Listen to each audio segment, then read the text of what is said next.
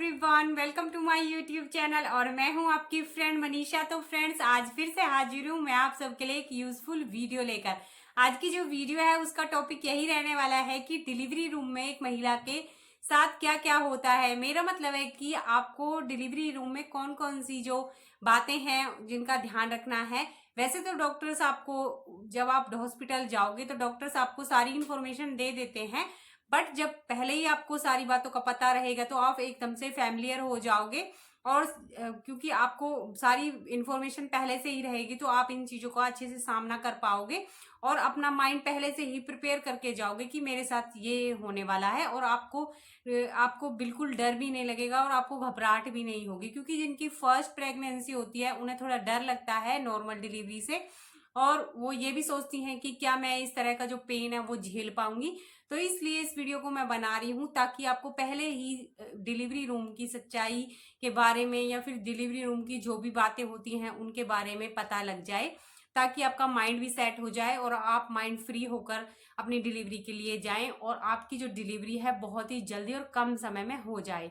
क्योंकि अगर आपको सही इंफॉर्मेशन रहेगी तो आप सही तरह से उन चीज़ों को फेस करोगे, सही तरह से एफर्ट लगाओगे डिलीवरी के लिए और आपकी डिलीवरी बहुत ही जल्दी हो जाएगी। क्योंकि आपने देखा भी होगा या फिर सुना भी होगा कि किसी किसी की डिलीवरी में 24-24 घंटे लग जाते हैं, किसी की में 6 घंटे लग जाते हैं। वो इस वजह से ही लग जाते हैं कि उन महिलाओं को पहले से इंफॉर्मेशन नहीं होती है या फिर उनका माइंड सेट नहीं होता है।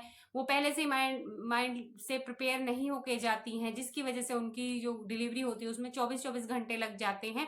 वो अच्छे से पुश नहीं कर पाती हैं, अच्छे से सांस नहीं ले पाती हैं, इसकी वजह से उनकी डिलीवरी में बहुत ज़्यादा टाइम लग जाता है।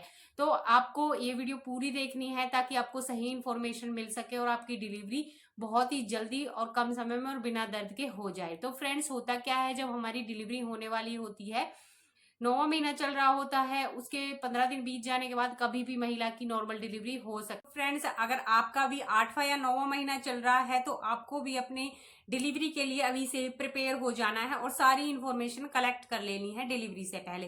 तो फ्रेंड्स, होता क्या है, जब डिलीवरी का समय आता है तो हमारी बॉडी हमें कुछ संकेत देती है कि डिलीवरी बहुत ही जल्दी होने वाली है। तो जो हमारी बॉडी है हमें 3 तरीके से संकेत देती है। पहला होता है कॉन्ट्रैक्शन पेन।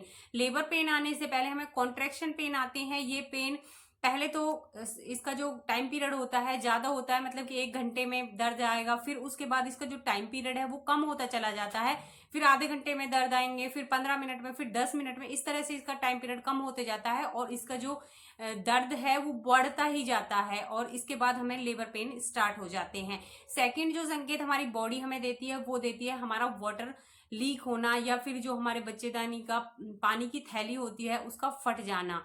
तो ये भी एक संकेत होता है कि जल्दी ही डिलीवरी होने वाली है। अगर आपके साथ भी ऐसा हो, आपके वाटर लीक हो जाए, आपके जो पानी की थैली है वो फट जाए, तो तुरंत डॉक्टर के पास जाना है। क्योंकि कई महिलाओं को पेन नहीं आते हैं, उनकी जो पानी की थैली है वो फट जाती है और तुरंत ही उनकी डिलीवरी हो जाती है। तो थर्ड जो संकेत हमारी बॉडी हमें देती है वो देती है कॉन्ट्रैक्शन पेन और वाटर लीकेज दोनों होना। कई बार महिला को वाटर लीकेज भी हो जाता है और बहुत ज्यादा पेन भी आते हैं, तो ये भी एक सिम्टम होता है बहुत जल्दी डिलीवरी होने वाली है। इस सिचुएशन में भी फटाफट से आपको डॉक्टर के पास जाना है, बिल्कुल भी समय नहीं गंवाना है। क्योंकि जब हमारा वाटर ब्रेक हो जाता है तो बच्चे के पास पानी की कमी रह जाती है और हड़बड़ाहट में बच्चा पोटी भी कर सकता है, पेशाब भी कर सकता है, जो बच्चे के लिए खतरनाक हो सकता है। तो इन सिम्टम को देखते ही फटाफट से आपको डॉक्टर के पास जाना है और पहले ही मेंटली प्रिपेयर हो जाना है कि ये सारी चीजें मेरे साथ होने वाली हैं। उसके बाद जैसे ही आप हॉस्पिटल जाते हैं तो डॉक्टर्स आपको लेबर रूम में लेकर जाते हैं और वहां पर आपकी सर्विक्स का मुंह देखते हैं कि उसने कितना मुंह ओपन किया है। अगर आपकी सर्विक्स ने 10 सेंटीमीटर तक मुंह ओपन नहीं किया है तो आपको जनरल वार्ड में शिफ्ट कर दिया जाता है और वेट कराया जाता है। बट अगर आपकी बच्चेदानी ने 10 सेंटीमीटर तक मुंह ओपन कर लिया तो ये बहुत अच्छी बात होती है, आपको लेबर रूम में ही रखा जाता है और आपकी डिलीवरी करा दी जाती है। वहीं अगर आपका मुंह ओपन नहीं हुआ है 10 सेंटीमीटर तक तो वेट किया जाता है 2-3 घंटे, ताकि आपकी जो बच्चेदानी है वो अच्छे से मुंह ओपन कर ले। क्योंकि जब बच्चेदानी अच्छे से मुंह ओपन कर लेगी तभी बच्चा बाहर निकल पाएगा, अन्यथा बच्चा बाहर नहीं निकल पाएगा। और आपको ये भी अपने माइंड को प्रिपेयर कर लेना है, बार बार ही आपकी सर्विक्स का जो चेकअप है वो हो सकता है। ऐसा नहीं है कि एक बार ही डॉक्टर ने किया और हो गया, नहीं, बार बार ही डॉक्टर देखते हैं हर 2 घंटे में कि आपकी सर्विक्स ने कितना मुंह ओपन किया है। अगर आपकी सर्विक्स ने 6 सेंटीमीटर तक भी मुंह ओपन किया है तो नॉर्मल डिलीवरी कर दी जाती है। उसके बाद अगर आपकी बच्चेदानी ने अच्छे से मुंह ओपन कर लिया है 8 से 10 सेंटीमीटर तक, तो आपको लेबर रूम में ले जाया जाता है और आपको अभी से ही, आपका 8वां 9वां महीना चल रहा है तो ब्रीथिंग एक्सरसाइज चालू कर देनी है, क्योंकि इस समय पर आपको ब्रीथिंग एक्सरसाइज की बहुत जरूरत पड़ने वाली है। इस टाइम पर आपको पुश करने के लिए डॉक्टर बोलते हैं, क्योंकि जब हम पुश करते हैं तभी बच्चा बाहर आता है। अगर हम पुश नहीं करते हैं, बीच में गिव अप कर देते हैं, तो बच्चा बाहर नहीं आता है। और आपको एक बात और ध्यान रखनी है, जब भी डॉक्टर आपको पुश करने के लिए बोले तभी पुश करें जब आपको दर्द आ रहा हो। बिना आपको पेन नहीं आ रहा है तो आपको पुश बिल्कुल नहीं करना है। पुश किस तरह से करते हैं? पुश इस तरह से करते हैं, जब हमें डिलीवरी रूम में ले जाया जाता है तो डिलीवरी बेड होता है, उसके साइड में 2 पोल होते हैं लोहे के, आपको उनको अच्छे से टाइटली पकड़ लेना है अपने हाथों से और इस तरह से जोर लगाना है जिस तरह से कई बार हमें कब्ज हो जाती है, तब हमें पोटी बाहर नहीं निकलती है, उस तरह से हमें बहुत जोर से पुश करना है। और याद रखना है, मैं बार बार ही कह रही हूँ, जब भी पुश करना है जब आपको दर्द आए, क्योंकि अगर आप बिना दर्द के पुश कर देती हैं तो बहुत दिक्कत हो सकती है। बच्चे का जो हेड है वो फूल जाता है, बाहर नहीं निकलता है, और कई बार बच्चे का जो हेड है सिकुड़ भी जाता है और बच्चे को काफी परेशानी हो जाती है। तो बिना दर्द के बिल्कुल भी पुश नहीं करना है। और हाँ, कई महिलाओं को डर रहता है कि क्या प्राइवेट पार्ट में कट लगाया जाता है। हाँ फ्रेंड्स, प्राइवेट पार्ट में कट जरूर लगाया जाता है। जिन महिलाओं की 10 सेंटीमीटर से कम जो बच्चेदानी मुंह ओपन करती है उनको तो बहुत जरूरी लगाया जाता है, और फर्स्ट प्रेगनेंसी होती है जिनकी, उनको तो कट लगाया ही जाता है। और आपको डरना बिल्कुल नहीं है। ऐसा नहीं है कि सीजर उठाया और उन्होंने कट लगा दिया, बिल्कुल नहीं। वो पहले आपके जो प्राइवेट पार्ट का हिस्सा होता है जहां पर उनको कट लगाना है, उसको पहले इंजेक्शन से सुन कर देते हैं। आपको पता नहीं लगेगा, आपको बिल्कुल दर्द नहीं होगा। आपको ये पता लगेगा हाँ कुछ काम हो रहा है नीचे, बट आपको महसूस नहीं होगा कि आपको कट लगाया है नहीं लगाया है। जब आपका बच्चा बाहर आ जाएगा, आपको पुश करना है अच्छे से, बच्चा बाहर आ जाएगा 3 पुश में ही।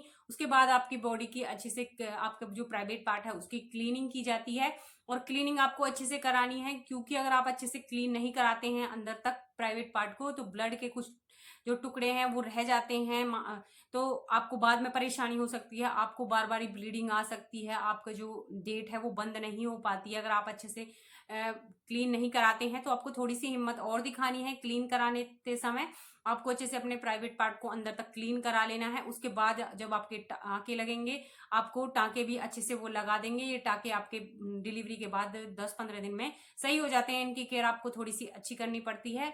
ये डिलीवरी के बाद 10 या 15 दिन में ये टाँके अच्छे से सही हो जाते हैं अगर आप इनकी अच्छे से केयर करते हैं। तो फ्रेंड्स, ये होता है डिलीवरी रूम में। तो आपको डिलीवरी रूम में जाने से पहले बिल्कुल नहीं घबराना है। आपको एक ब्रेव वुमेन की तरह ही बिहेव करना है, आपको हिम्मत से काम लेना है और बिल्कुल डरना नहीं है, रोना नहीं है, चिल्लाना नहीं है, क्योंकि बच्चा तो आपको ही पैदा करना है, किसी और को नहीं करना है। और बच्चा नॉर्मली बाहर आ जाए, इससे बड़ी बात ही क्या है। सी सेक्शन में आपको रिकवर करने में बहुत टाइम लग जाता है, तो इसलिए आपको नॉर्मल डिलीवरी पर ही फोकस करना है अगर आपकी प्रेगनेंसी में कोई भी कॉम्प्लिकेशन नहीं है। तो फ्रेंड्स, अगर आपको मेरी छोटी सी इन्फॉर्मेशन अच्छी लगी तो प्लीज वीडियो को लाइक कर देना, शेयर कर देना। चैनल पर नए हो, अब तक सब्सक्राइब नहीं किया है तो प्लीज चैनल को सब्सक्राइब करना। पूरी वीडियो देखने के लिए आप सभी के धन्यवाद। मिलते हैं नेक्स्ट वीडियो में।